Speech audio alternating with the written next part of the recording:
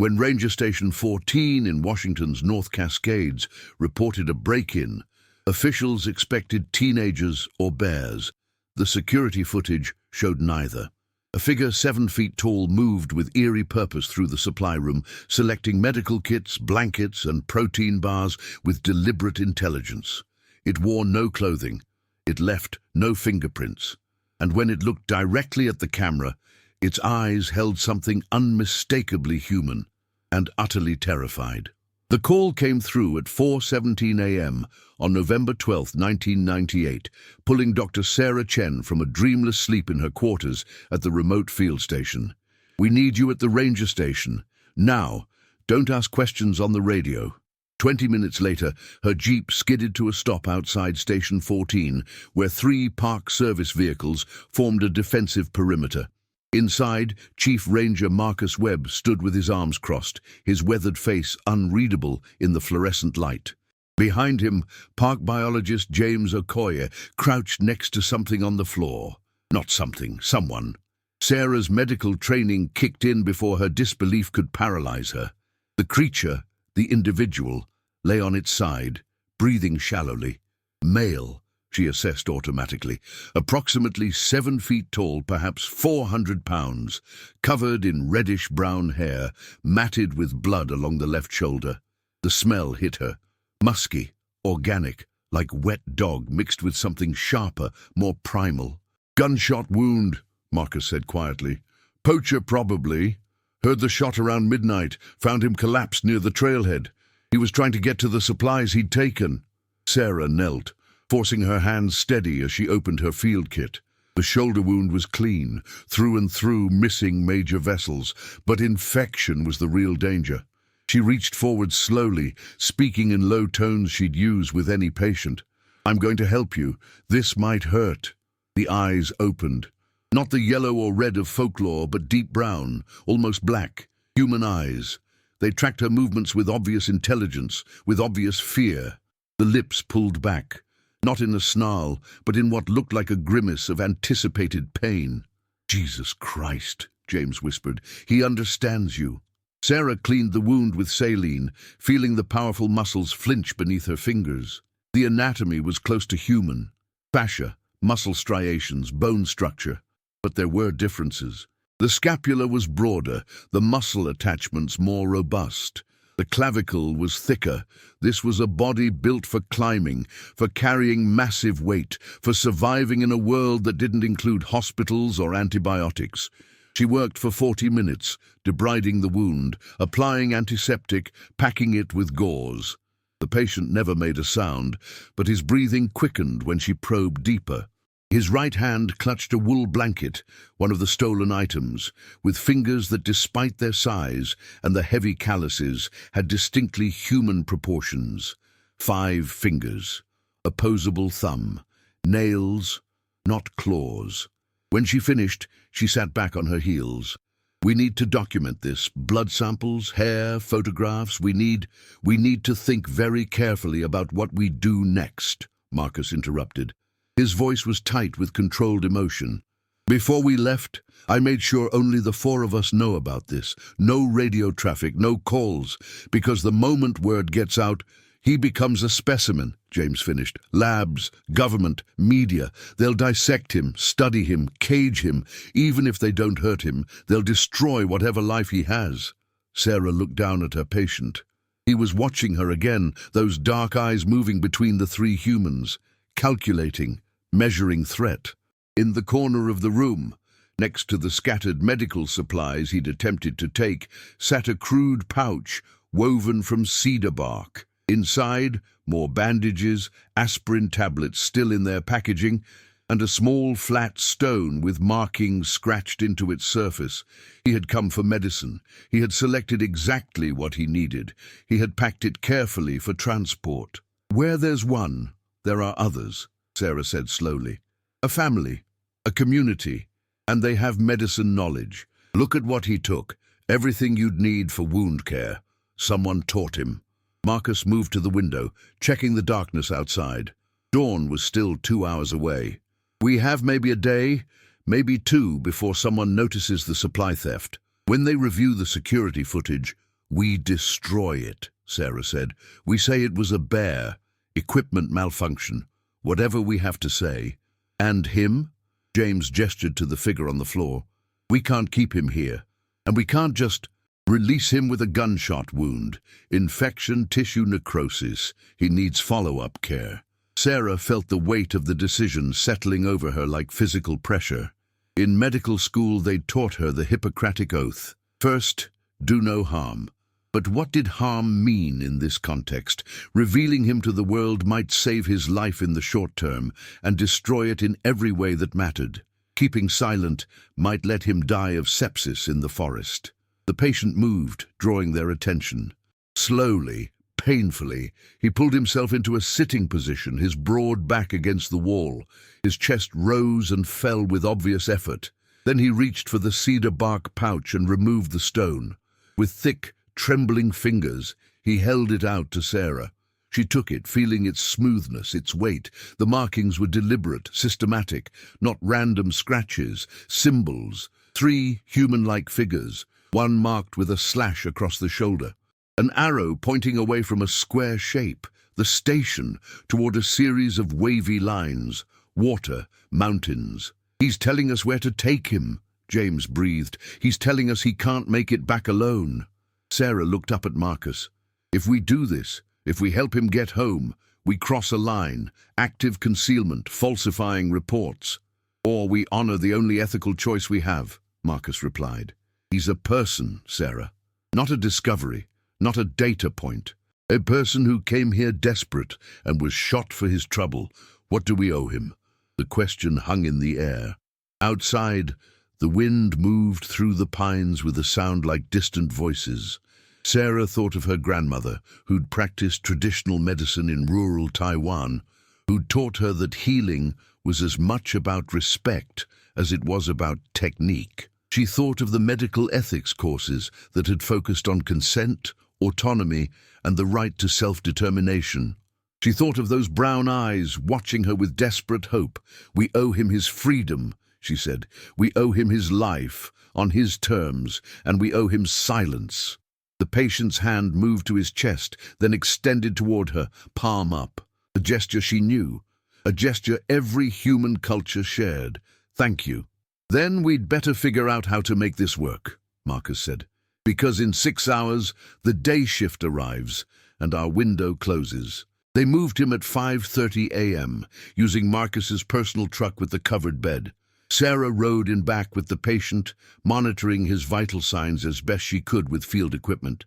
His pulse was strong, slower than human baseline, around 55 beats per minute, and his temperature ran cool, 96.8 degrees Fahrenheit.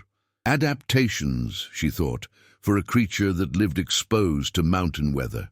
The stone tablet had led them to a tributary creek, 7 miles into the backcountry, accessible only by an abandoned logging road. As they unloaded the patient, Marcus and James supporting his considerable weight, Sarah saw him tense, his head turning sharply toward the tree line. Someone was there. The figure emerged from the shadows like condensation forming in cold air. Female, Sarah assessed, though the sexual dimorphism was less pronounced than in humans. Perhaps 6 feet tall, lighter build, auburn hair in long, matted locks. She moved with the fluid silence of a predator, stopping 10 feet away. Her eyes went to the wounded male, then to the 3 humans. Her lips curled back, revealing large, yellowed teeth. Sarah held up both hands, palms forward. We helped him. We brought him home. The female's gaze fixed on her. For a long, frozen moment, nothing moved. Then she made a sound. Low, rumbling, complex. Not language as Sarah understood it, but not animal either. There were rhythms, inflections, intentional patterns. The male responded, his voice deeper, resonating in a register that Sarah felt in her chest rather than heard. He gestured to his shoulder, to Sarah, to the truck. The female's posture softened fractionally. She approached, still wary, and examined the bandaging. Her fingers, so like human hands, but broader, stronger, traced the medical tape with obvious curiosity. We need to show her how to change the dressing, Sarah said. Infection is still the primary risk. The wound looks clean now, But in this environment, she opened her medical bag slowly, removing fresh gauze, antibiotic ointment, and a bottle of antiseptic wash. The female watched intently. Sarah knelt next to the male and, with exaggerated, careful movements, demonstrated remove old bandage, clean wound edges, apply ointment, rewrap with fresh gauze. The female mirrored each action with her fingers, practicing on her own arm. Then something remarkable happened. The female reached into a woven pack at her side and removed several items: a bundle of moss, dark green and slightly damp, strips of inner bark, and what looked like dried leaves. She crushed the leaves between her palms and held them out for Sarah to smell. Yarrow, Achillea millefolium, traditional hemostatic agent, anti-inflammatory properties, mild antiseptic effect. "You already know," Sarah said softly. "You already have medicine. You just didn't have anything for a gunshot wound." The female made the rumbling sound again, different pitch this time. Agreement? Confirmation?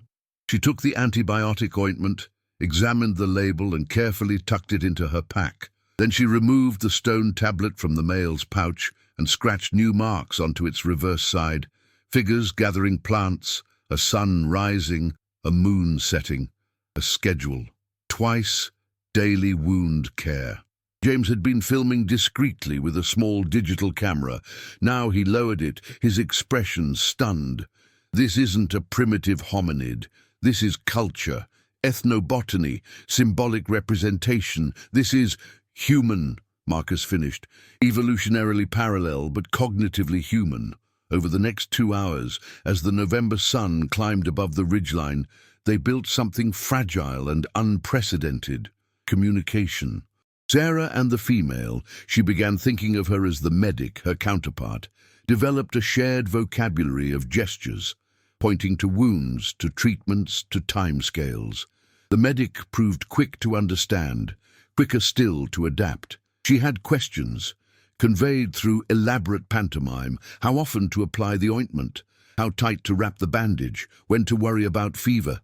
Sarah answered each one, demonstrating on her own arm, drawing pictures in the dirt with a stick. The medic responded with her own knowledge. She showed Sarah the moss, demonstrated how they packed wounds with it, in combination with yarrow paste. She indicated fungal growths on nearby trees, likely Fomes fomentarius, traditional amadou, used for wound dressing in European folk medicine. Their pharmacopoeia was sophisticated, adapted to their environment, refined over generations. The male, resting against a boulder, participated by adding details to the stone tablet. Sarah watched as a narrative emerged: multiple figures, families, living in a valley marked by 3 distinctive peaks. A map, she realized, not to scale, but topologically accurate. He was showing them his home. "We need to talk about the elephant in the room," James said quietly, drawing Sarah and Marcus aside. "Documentation. I've got maybe 40 minutes of footage. Blood samples, hair samples. This is the most significant biological discovery in a century, maybe ever. And we're talking about burying it. We're talking about protecting it," Marcus corrected. "The moment we publish, their lives end. You know that. But the scientific value doesn't outweigh their right to exist unmolested," Sarah cut in. "Would you want to be taken from your home, put in a lab, poked and prodded and studied, have your family scattered, your culture destroyed? This isn't like discovering a new species of tree frog. These are people." James was silent for a long moment. "Then, what about genetic analysis? Just to understand the relationship. Are they Homo sapiens with divergent traits, a parallel species, Denisovan descendants?" Sarah had been thinking about this since first examining the patient. "My guess, parallel hominid line, diverged from our common ancestor maybe 3 to 4 million years ago, adapted for different ecological niche. Forest specialist, opportunistic omnivore, probably reduced reliance on fire, but cognitively modern. Language, culture, medicine, art, everything that makes us human, they have too. Which makes hiding them even more problematic," James argued. "They're endangered. Tiny population, isolated groups, losing habitat. Don't they deserve conservation protection? Protection would require disclosure, Marcus said, and disclosure means exposure. We can't have it both ways. The medic approached them, interrupting the argument. She held out her hand to James, making a gesture. Give. He understood. She wanted the camera. He handed it over carefully. She examined it, turned it in her hands, then deliberately pointed it at herself and made the rumbling sound. Then she handed it back and shook her head firmly. No recording, no evidence. She knows what it means, Sarah said, stunned. She understands documentation. Maybe she's seen cameras before, or maybe she just grasps the concept. But she knows we're collecting information, and she's refusing consent. James looked at the camera in his hands, then at the medic, then at the memory card. Without speaking, he ejected it and held it out. The medic took it, examined it briefly, and tucked it into her pack. Then, surprisingly, she reached for the camera again. This time she pointed it at Sarah, at Marcus, at the medical supplies. She pantomimed, handing something back. She wants to document us, Marcus said slowly. Fair exchange. We see them. They see us. James showed her how to operate the camera.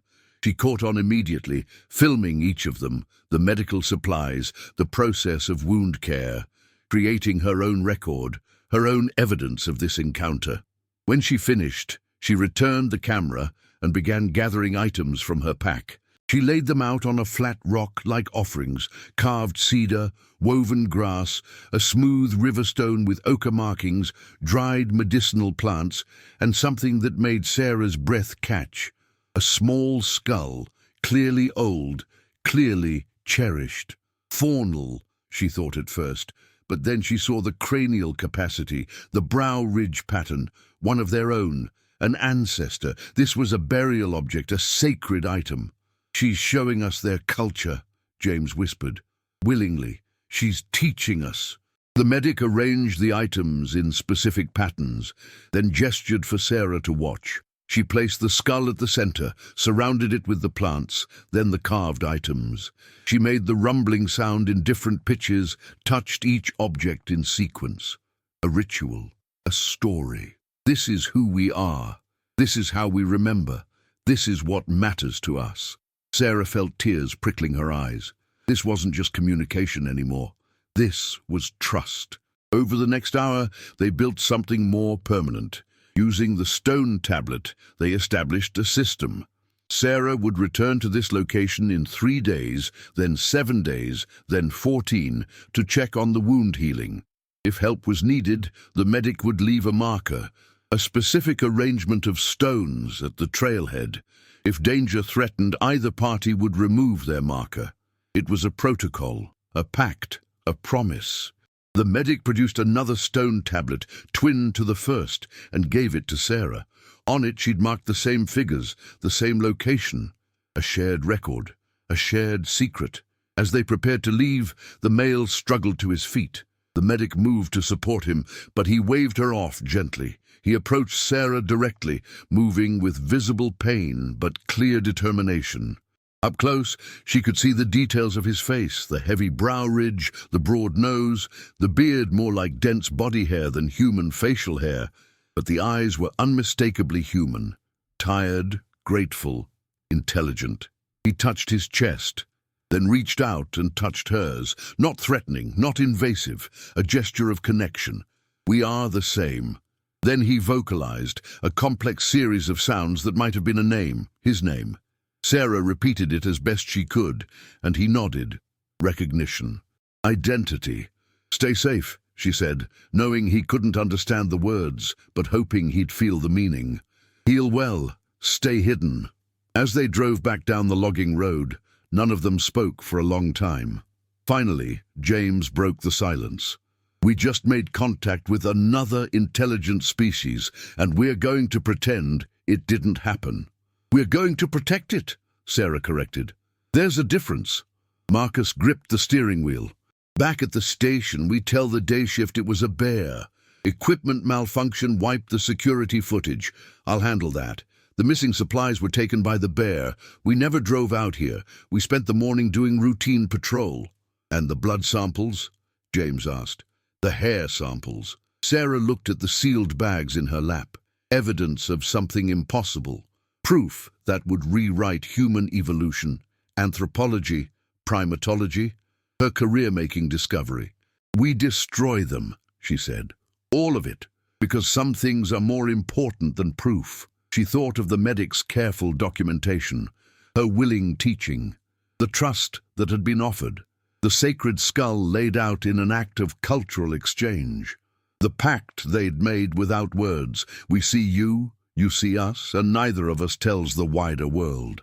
It was the only ethical choice, the only human choice, even if it meant living with the weight of silence for the rest of her life. The first follow-up visit, 3 days later, went smoothly. Sarah hiked to the tributary alone, found the stone marker in place, and was met by the medic. The male's wound was healing cleanly. No signs of infection, granulation tissue forming nicely. The medic had followed the protocol exactly, combining Sarah's antibiotic ointment with their traditional yarrow preparations. They spent an hour together, the medic asking questions through gesture about wound complications to watch for, Sarah explaining fever, purulent drainage, red streaking. The second visit, 7 days out, the male was there too, mobile, clearly recovering. He showed Sarah drawings on another stone tablet, the valley where they lived, 3 adults, 2 juveniles. A small family group, critically small, Sarah thought with a sinking feeling. Inbreeding coefficients, genetic bottlenecks, extinction vortex. The third visit, 14 days out, everything changed. Sarah arrived at dawn to find the stone marker gone, not moved, removed completely. Her heart hammering, she proceeded cautiously to the rendezvous point. The medic was there, but tense, agitated. She grabbed Sarah's arm and pulled her toward the tree line, making urgent sounds. In a small clearing, Sarah found 3 more individuals. Another adult female, visibly pregnant, an adolescent male, perhaps 12 or 13 in human equivalent development, and an elderly female, her hair silver white, moving slowly. The pregnant female was in distress, bleeding from the vagina, clutching her swollen abdomen, her face contorted in obvious pain. Placental abruption, maybe, or preterm labor with complications. Without ultrasound, without proper facilities, Sarah was working blind. She did what she could, palpated the abdomen, contractions irregular, concerning, checked blood pressure as best she could, elevated, assessed bleeding, moderate, ongoing. The patient needed a hospital. She needed imaging, monitoring, possibly emergency C-section, none of which Sarah could provide in the middle of the North Cascades wilderness. For 6 hours, she worked with her inadequate field supplies. The medic assisted, following instructions with practiced efficiency. The elderly female, grandmother, provided herbal preparations, tea from red raspberry leaf, ointment from shepherd's purse, both known uterine tonics. The combination of traditional medicine and emergency obstetrics held things together, barely. At 3 p.m., the bleeding increased. The pregnant female's eyes rolled back. Sarah felt her pulse, thready, rapid, shock. She was bleeding out internally. "She needs surgery," Sarah said desperately, knowing they couldn't understand. "She's dying. I can't." The medic gripped her shoulder, made eye contact. Then she vocalized a single sound, different from anything Sarah had heard before. A word. It had to be a word. She pointed to the pregnant female, repeated the sound, then crossed her arms over her chest. The gesture was universal. "Death. She's dying." Sarah felt hot tears on her face. "I'm sorry. I'm so sorry. I don't have the tools. I don't have—" The medic shook her head, not blame. Acceptance. She understood the limitations. She'd known before bringing Sarah here what the outcome might be. But she'd tried anyway, because trying was what healers did. The pregnant female died at 4:47 p.m. The fetus, male, Sarah determined, during the desperate failed attempt at post-mortem C-section, had already been dead for hours. The family group vocalized together, a haunting musical sound that rose and fell like wind through canyons. Grieving, mourning, remembering.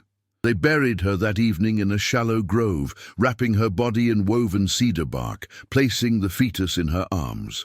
The elderly female sang, there was no other word for it, a complex tonal melody that seemed to call to the forest itself. The adolescent male placed riverstones around the grave in careful patterns. The medic and the male Sarah had first treated stood together, supporting each other. Funerary rites, cultural practices around death, another mark of human cognition, human society. Sarah sat apart, watching, her medical bag useless in her lap. 2 deaths she couldn't prevent, a population already too small, now smaller still. When the ceremony ended, the medic approached her.